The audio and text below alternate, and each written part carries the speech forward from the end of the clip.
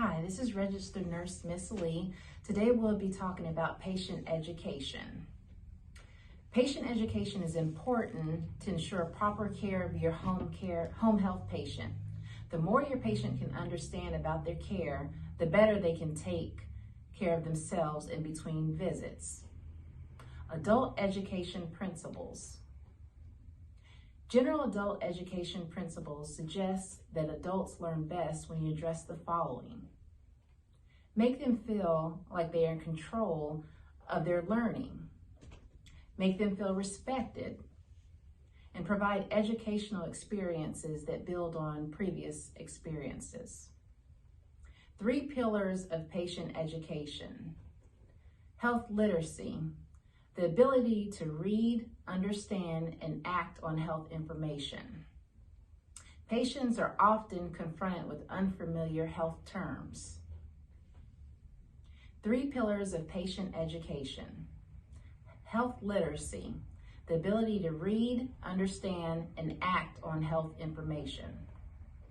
Patients are often confronted with unfamiliar health terms. Keeping education simple is the best way for the patient to benefit. Unfortunately, this can become tricky for those who have difficulty reading. Not being able to read, particularly in adults, can be embarrassing. Patients will not tell anyone, let alone their providers, that they cannot read. These patients have learned to cope with not being able to read and have become skilled at hiding their problems.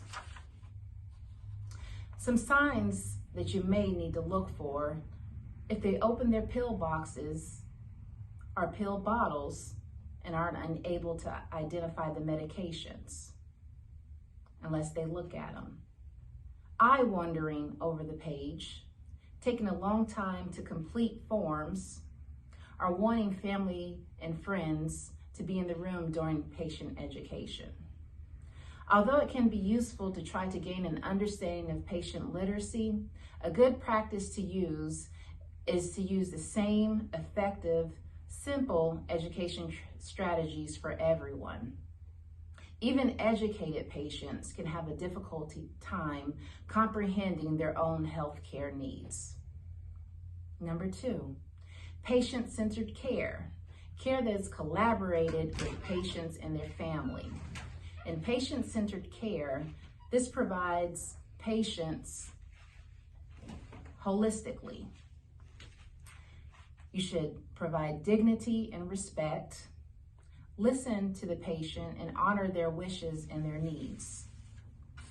Information sharing. Communicate and share complete, unbiased information with the patient and their family. And participation. Have the patient and their families participate in their care and decision making. Culture. The specific customs and beliefs given in a collective group of people. Everyone is influenced by their culture, whether this influence is related to how holidays are celebrated, beliefs on health illnesses, or use of herbs as medicine. We have an obligation to provide information that is culturally sensitive and relevant. Always be an active listener. Listen to your patients' concerns and needs. Acknowledge their differences, but also understand and share the purpose of reaching a common goal of optimal health and well-being of each patient. Assessing patient education. To assess whether the patient understands what you have said or giving them to read, a golden rule is to ask them to repeat the education in their own words and ask them to give you some examples. For example, if you've given a patient some pamphlets with pictures on breathing exercises, ask them to try the exercises with you. If you provide nutritional information, ask the patient to think of what they're going to eat for the day, snacks, meals, whatever is beneficial to their health that you guys discuss. I'm going to go through a couple of scenarios and provide the answers. Scenario 1, a 64-year-old man who was recently told by his physician that he needed to begin taking insulin for his diabetes is afraid of needles. He has had diabetes 20 years and doesn't think that the new plan is necessary. He is very concerned about administering his own injections. The provider responds by instructing the patient and the family. How would you change these patient education scenarios? A 64-year-old man was recently told by his physician that he needed to begin taking insulin for his diabetes, and he is afraid of needles. He has had diabetes for 20 years and doesn't think the new plan is necessary. He is very concerned about administering his own injections.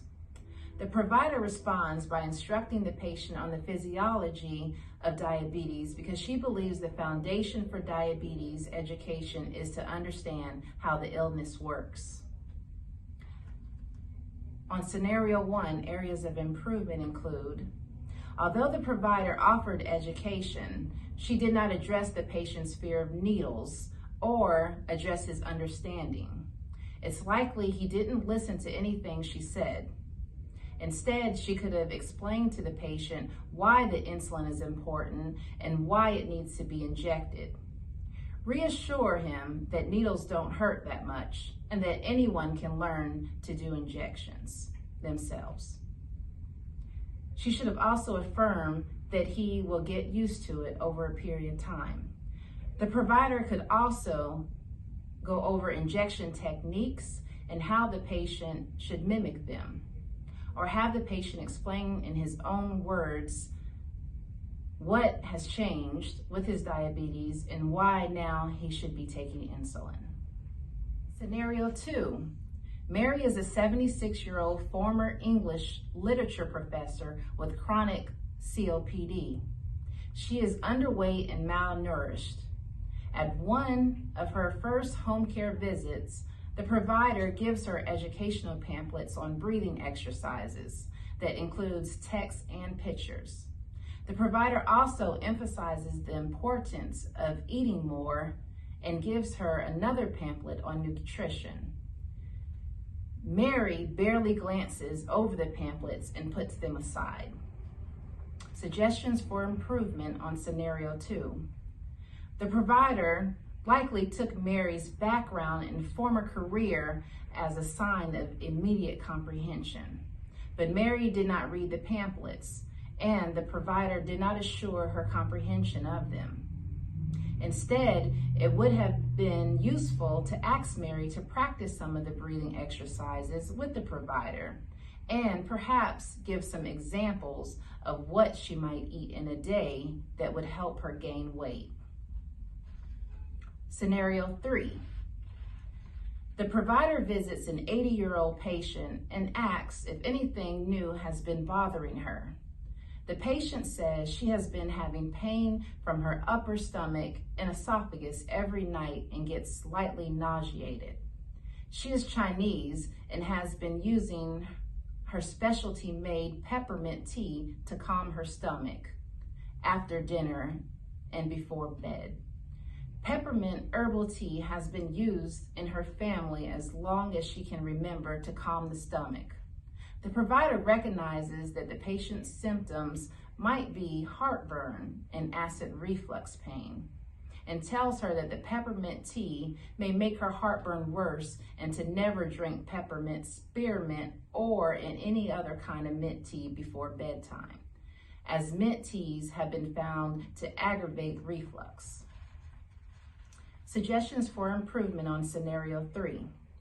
Although the provider might have been correct that peppermint tea can cause heartburn and acid reflux, he did not take the patient's culture into account. The questionnaire for this in-service is linked below. Remember, you need a 70% or more to pass this in-service. Good luck.